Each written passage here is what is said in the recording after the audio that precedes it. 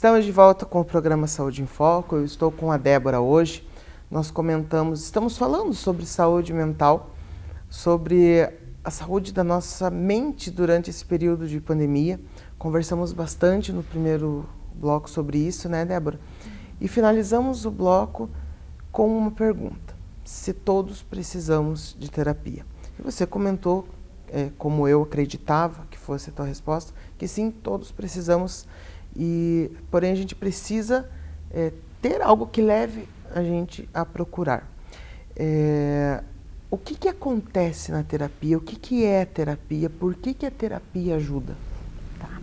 Vamos pensar, quando a gente nasce, né, de todos os mamíferos, de todos os seres, o único ser que é desamparado por excelência é o ser humano, né? Se um cachorrinho nasce, se uma girafinha nasce, uma vaquinha, ela sai do corpo da mãe e ela já começa a caminhar e sai para a vida, não é verdade? O que acontece se um bebê saísse do corpo da mãe e fosse deixado? Ele iria, né, sucumbir. Então, nós, seres humanos, nós somos desamparados desde o início. Precisamos sempre de um outro, né? Sempre de um outro para que a gente vingue enquanto ser humano, né? Então, o primeiro tempo nosso aqui, enquanto sujeito, lá, bebezinho, é sempre na dependência de um outro, que nos alimente, que nos vista, que nos cubra, que nos cuide, né? E isso vai fazendo uma relação ali de dependência. A gente chama isso de alienação e ela é necessária e imprescindível para que se possa constituir um sujeito com uma saúde mental menos sofrida, vamos dizer assim, na vida adulta, né? Só que com o tempo nós precisamos nos separar dessa figura ou dessas figuras que nos ampararam, né? Senão a gente viveria numa simbiose, né? E esses processos de separação que vão acontecendo na infância, eles são doloridos, né? E aí que a criança vai aprendendo, quando a mãe sai para trabalhar, que ela vai e volta, que quando ela está no bercinho ela chora de madrugada, a mãe aparece, mas daqui a pouco a mãe some, e a criança vai aprendendo a isso de que vem e vai, e que isso vai se dando uma separação, e que tem momentos que ninguém mais vai atender às suas demandas. Que no primeiro tempo essa mãe até atendia, mas depois a mãe já não sabe mais se é fome, se é vontade, se é fralda, ou seja, nenhuma mãe, por mais que uma mãe tenha um entendimento maior, ela vai nas tentativas. Eu acho que ele está com fome, põe para mamar. Só que internamente, nem sempre todas as demandas vão ser atendidas. E por que eu fiz esse começo para dizer, né?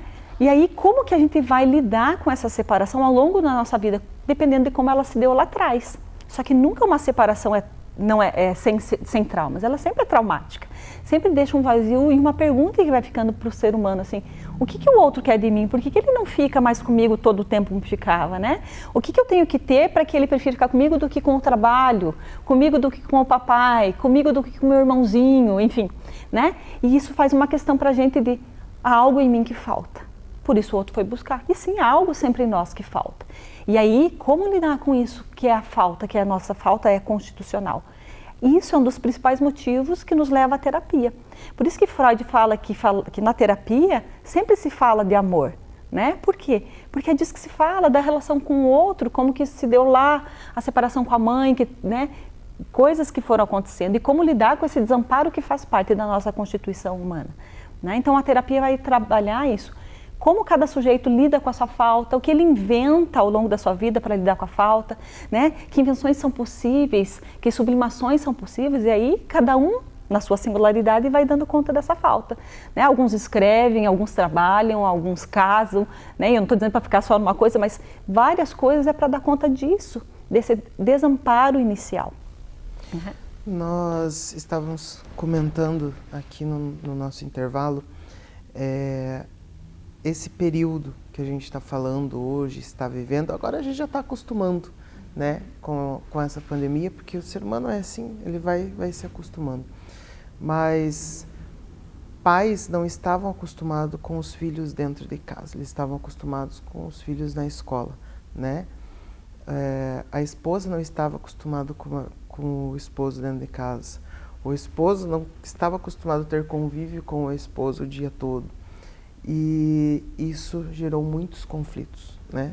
E às vezes pessoas estão nos assistindo e estão vivendo esses conflitos.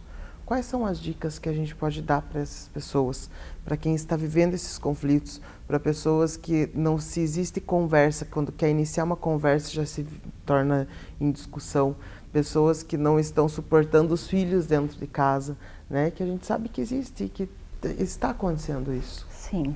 Primeiramente, né, sempre no 1 a 1, né? Ninguém tem uma personalidade igual, cada um tem, né, aquilo que eu falei da sua singularidade, sua subjetividade. Então, claro, tem pessoas que têm seu estilo, por exemplo, tem pessoas que não conseguem conversar, que já, né? Isso pode ter certeza que já era antes da pandemia, assim, isso é da pessoa, né? Mas claro que com a pandemia isso só veio a ficar mais gritante, vamos dizer assim. Né? E quando a gente pensa, e eu vi muitos comentários, né, no início da pandemia, mães, agora vocês vão ter que cuidar dos seus filhos, né, como se fosse assim, como se as mães nunca cuidassem dos seus filhos porque eles estavam na escola. Não funciona desse jeito, as mães cuidam, só que aquilo que eu digo, uma mãe não precisa desejar somente seu filho na vida, ela não precisa ficar alienada, colada com o filho e nada mais. A escola, uma babá, a avó que ficava com os filhos, elas são auxiliadores da criação do filho. E isso é produção de saúde mental. Uma criança ela precisa saber que existem outras possibilidades além da mãe dela. Senão isso pode ter até transtornos psicóticos, né? Uma criança que fica completamente colada à sua mãe pode aí ter uma estrutura de personalidade psicótica. Então que a mãe saia de cena não é ruim, né?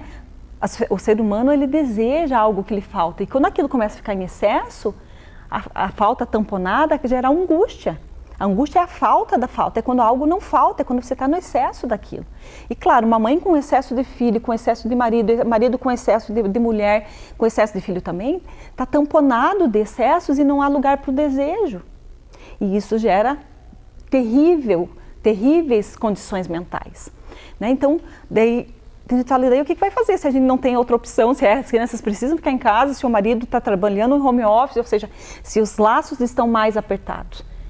É conseguir esses momentos de falta, ainda que mesmo no mesmo circuito externo, no mesmo circuito, vamos dizer assim, físico, né? Mas nós podemos ter os nossos momentos em casa, ainda com o marido em casa, com o filho em casa, quando a gente resolve escutar uma música que a gente gosta, quando a gente resolve assistir sozinho uma série, porque eu não preciso assistir todas as séries juntos com o meu marido. Quando cada um dá esse espaço para o outro, esse lugar de subjetividade, ainda que esteja no mesmo local físico, a produção de saúde mental e há possibilidades de relação. Porque uma relação ela só se dá quando existe uma ponte entre ela para que seja atravessada. Quando já não há ponte, já não há mais caminho para o amor. O amor precisa desse espaço. Né? Então o que eu oriento, ainda que estejam mais colados em casa por conta disso, deixa as crianças brincar sozinhas em alguns momentos, comprem brinquedos para que elas tenham esses próprios repertórios, né? Existem várias possibilidades, né? Tem um grude-grude que dá para pôr na água do banho, os dias que estão mais quentes, a criança fica lá, enche a banheira, uma bacia com aquele grude para ela ficar brincando ali, não precisa deixar o chuveiro ligado. Ou seja, a criança também precisa desse momento de fantasia, e a gente só vai fantasiar quando está sozinho, né? Então é possível dar conta disso, né? É possível fazer algo com o que vem. Não é fácil, mas é possível. Agora, se ficar todo mundo... E aí tem que pensar, tem sujeitos que acham que tem que atender toda a demanda. Uma criança quer companhia, você tem que ficar a companhia. A criança quer que você assista o desenho, você tem... Não precisa. A criança vai ter que lidar com o tédio também. Nós não lidamos com o tédio o tempo todo. A criança também pode lidar com o tédio, né? Então é nesse sentido que dá para fazer. Eu sei que isso é algo muito particular, mas quando que um casal ele tem que entender que às vezes não dá mais, que às vezes eles têm que ser dois amigos, né? A partir daí e cada um seguir a sua vida. E quando tem um filho no meio, né? Quando que a gente percebe isso? Realmente não tem como dar essa resposta, é mesmo no 1 a 1, né? O que é um filho no meio? Um filho tem que fazer um casal ficar junto? Né? E aí são concepções de cada um, como que cada um reage diante de uma relação de término, de uma relação que não dá certo. E aí tem muitos repertórios anteriores da subjetividade de cada um. Tem pessoas que lidam com relacionamentos que não dão certo de uma forma mais leve do que outras. Tem outras que ficam em relações porque não suportam o fracasso da relação, mas não necessariamente a questão de estar com o outro, mas é porque não querem diante de uma sociedade dizer eu fracassei numa relação, como se isso fosse uma culpa sua. Nunca é, são dois, né? E o amor nem necessariamente dura para sempre, né? O amor dura na sua intensidade. No meu entendimento, a duração do amor não é em tempo, é em intensidade, né? E tem que haver respeito entre ambos. Mas assim, dizer algo assim, quando que um casal vai perceber? Um casal sabe. quando não há mais um enlace entre ambos, né? Isso é perceptível, né? Um casal tem que avaliar o que é. Algo que é muito importante é pensar que muitas pessoas querem viver aquele tempo da paixão, né? Em que o outro, meu Deus, eu não consigo ficar sem o outro, e que o outro é tudo. Isso tem que passar, porque o outro nunca vai ser tudo. Nós temos que voltar os nossos desejos para outras coisas. E tem pessoas que não sabem lidar com o amor efetivamente como ele é, porque o amor, né? Ele é dar o que não se tem para o outro, ou seja, o amor é dar a minha falta para o outro, é mostrar, olha, eu sou assim, eu gosto de estudar todo sábado, eu gosto de ir para uma aposta todo final de semana, mas ainda assim eu quero ficar com você. E o outro suportar aquilo que o outro não dá. Só que tem pessoas que não suportam quando o amor chega. Eles acham que acabou o amor, pelo contrário, quando o amor começa, acabou a paixão. E aí, cada um na sua terapia, na sua análise pessoal, que poderia dar conta disso.